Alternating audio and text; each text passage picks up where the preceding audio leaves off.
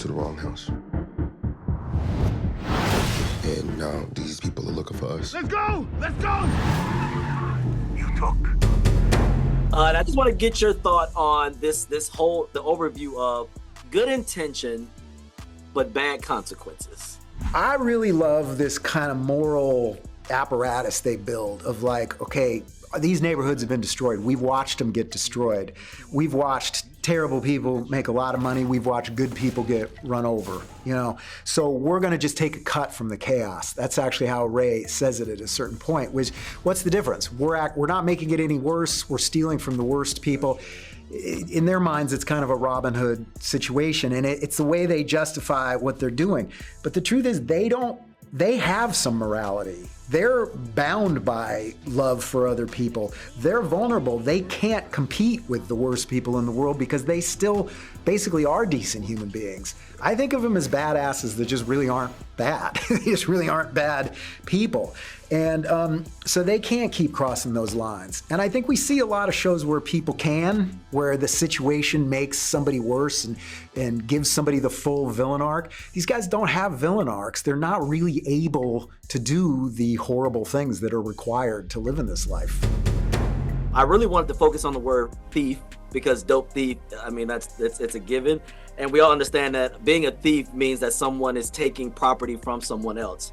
And so I wanted to ask you both, has anyone ever stolen from you, not tangible things, but maybe your smile, your time, your trust, or your peace of mind? And if so, how did you get your property back? Wow. Oh God, that's such a good, deep question. I mean, that's like, we only have 5 minutes. That's for a therapist. You're incredible. I have to know. I mean, it happened to me. Yeah, I mean, someone had stolen my smile. Oh, who?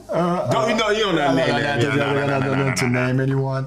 But yeah, and I think that to get it back, it's a process of living and learning, right? Like how to not to allow that to happen again, right? Like yeah, I think that's it. But that was a very unique question, man. Everybody's stealing something from everybody all the time. I mean, this is kind of where we are now. Everybody's constantly got their hands in everybody else's pockets and souls, basically. And Dope Thief is a good one because they're stealing identities too at the beginning, and they're sort of looking for identities.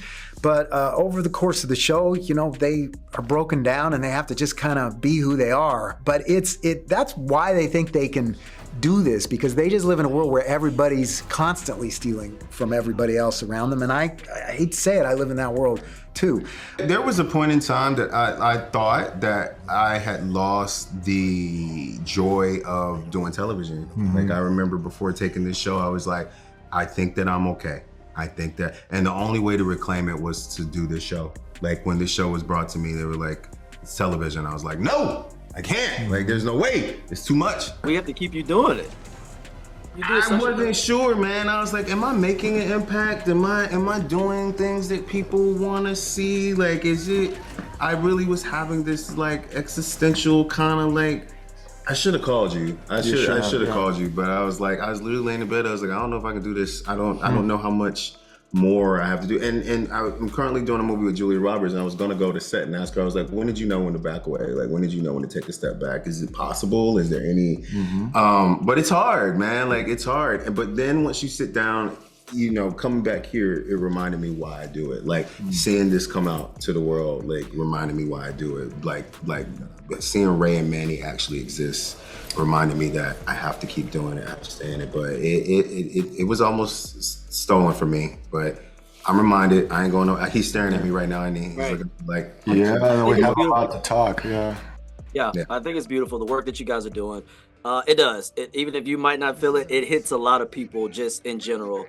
This show really hit me on the intention and consequences in life, and how you can have good intentions, but the consequences might not be as good. So the messages that you guys did in this show was very powerful, and it touched me, and I'm sure it's going to touch a lot of other people. So thank you so much for taking the time to even speak with me today. Sure thing, Mr. Thanks, Cunningham. man. It was very nice talking to you.